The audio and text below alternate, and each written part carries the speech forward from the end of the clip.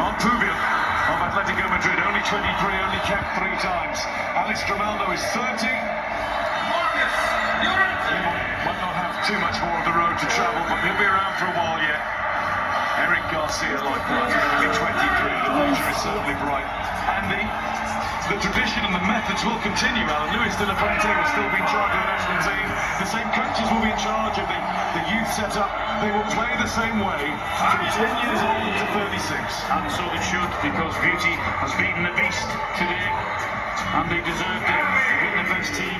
They didn't panic. They had that draw in the first game against Cape Verde, but nothing changed. They believe in what they do, and so they should, because they've had success and it works. And they are brilliant at what they do, and they ain't going away in a hurry. Dani Olmo followed by Crystal Palace's Yeremy Pino, who got on as a substitute a couple of times in the tournament, but didn't play any part in the game this evening. And then Pedro Porro, well, he's just signed a new long-term deal with Spurs, and when you look at the recruitment Spurs have made for the coming season, he clearly wants to be a part of that, and he's been superb for Spain at this World Cup. Well, they all have. We keep on saying one goal. One goal. Simon's had to face 10 shots on target this tournament. 10 shots on target in 8 games. The work that goes on in front of him to stop that is incredible. And then follow Italy in 1938 and 1982, and West Germany in 1990 as the only teams to have won the World Cup without ever being behind in any game.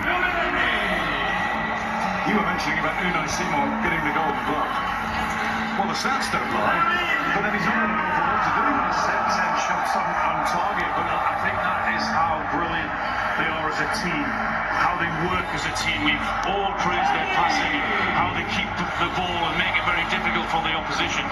But when they haven't got the ball as well, they're so impressive. They work hard, get the numbers right in and behind the ball, and those spaces that teams want to play in, they don't allow you. We've already seen Gavi. There's 19-year-old Lamine Yamal, followed onto the podium by Pedri at 23.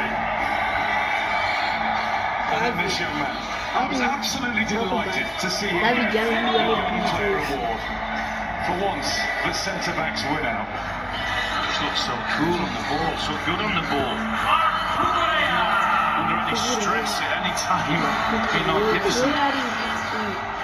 Marc Cucurella, who is Mr. Consistent for clubs and country. It's a particularly special word from Gianni Infantino. Never a job from the USA. King Felipe VI has a hug for Marc Cucurella. Currently the tallest figure since the fighting bar. Did you get that information? Wikipedia. Actually, a sporting pedigree of his own. He was in Spain's Olympic sailing team at the 1992 Games. Finished 6th though. He didn't get a gold medal.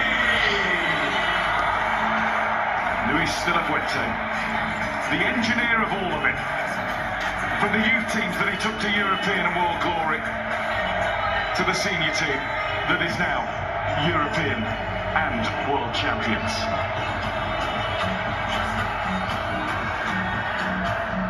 Following the coach, the player of the tournament, the Golden Ball winner, 2 years ago the Ballon d'Or winner, Rodri, will come and get his medal. Players of this tournament, wouldn't you know it, being the USA, are also going to get special Super Bowl style rings. Naturally, making another almost couple of thousand of them. Not for charity.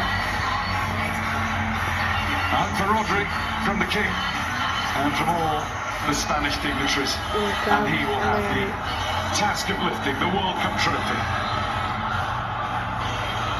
The class of 2010 have been here to watch the next generation lift Spain to world football glory.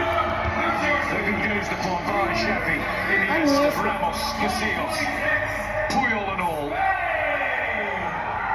But now it's the turn of the next all-talented Spain team. Rodri must feel like the king of the world right now. The president's not going to leave the scene lightly. A little like Chelsea at the Club World Cup final last year. He's going to stay on the end. And Gianni's never far away. Now it is the moment that the whole of Spain is watching. Spain in 2026 are for the second time in their history champions of the world.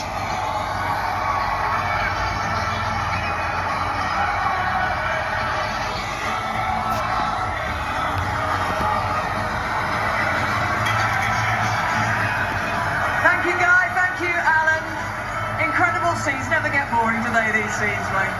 Never tired of them. No, it's great, obviously, to see the players after a long tournament, after the World Cup, and fully deserved it. And that's great as well to see the Argentine players throughout their clapping the fans and obviously showing their appreciation.